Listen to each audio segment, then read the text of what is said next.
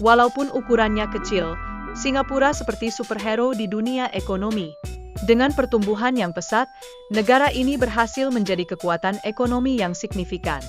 Semua ini berkat kebijakan ekonomi yang super inovatif dan lingkungan bisnis yang seperti taman bermain untuk para pengusaha.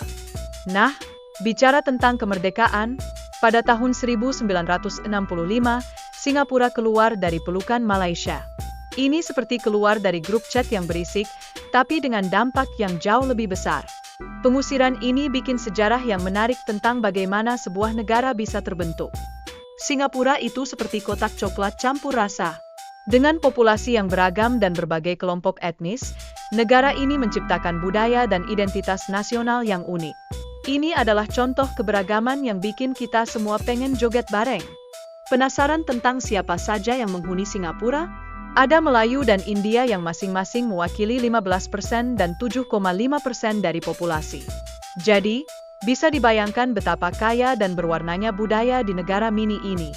Seperti pelangi, hanya saja lebih banyak makanan enak. Cerita Singapura dimulai saat Sir Stamford Raffles datang dan berpikir, kenapa tidak kita jadikan pulau ini pusat perdagangan strategis? Sejak saat itu, pulau ini langsung jadi magnet bagi para pedagang dari mana saja. Sepertinya Raffles udah tahu apa yang dia lakuin, ya?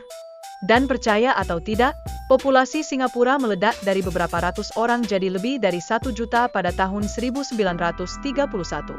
Ini semua berkat imigrasi yang bikin negara ini makin ramai. Bayangkan, kayak pesta ulang tahun yang gak pernah mau berhenti. Federasi Malaya dibentuk pada tahun 1948 dan itu bikin semua berubah. Seperti memisahkan dua sahabat yang bertengkar. Langkah ini jadi awal dari perjalanan menuju pemerintahan sendiri bagi Singapura. Masalahnya, kadang perpisahan itu perlu, meskipun sulit. Namun, apa yang terjadi? Perselisihan ideologi antara pemimpin Singapura dan pemerintah federal Malaysia bikin ketidakstabilan politik. Seperti dua pemain bola yang berdebat tentang siapa yang harus jadi kapten, dan akhirnya, satu dari mereka mutusin untuk mundur. Kerusuhan rasial di tahun 1964 jadi cermin betapa ketegangan bisa memicu masalah besar. Antara komunitas Tionghoa dan Melayu, situasi ini bikin keputusan untuk memisahkan Singapura dari Malaysia semakin mendesak. Keren kan, ketika sejarah menciptakan drama yang real?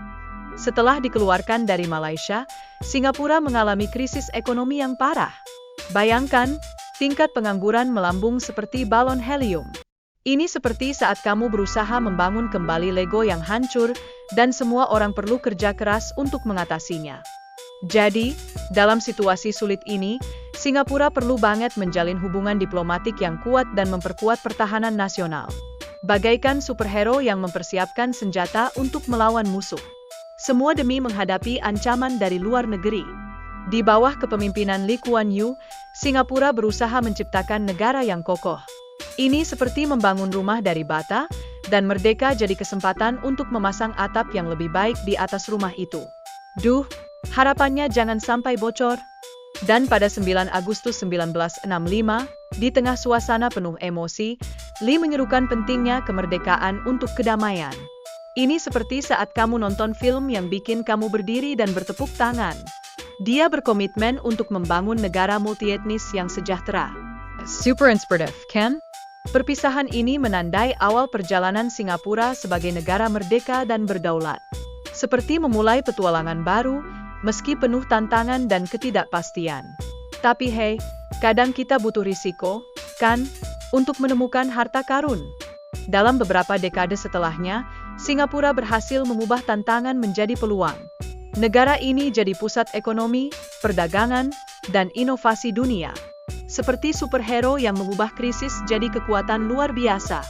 Kemerdekaan memang punya potensi yang gak boleh diremehkan.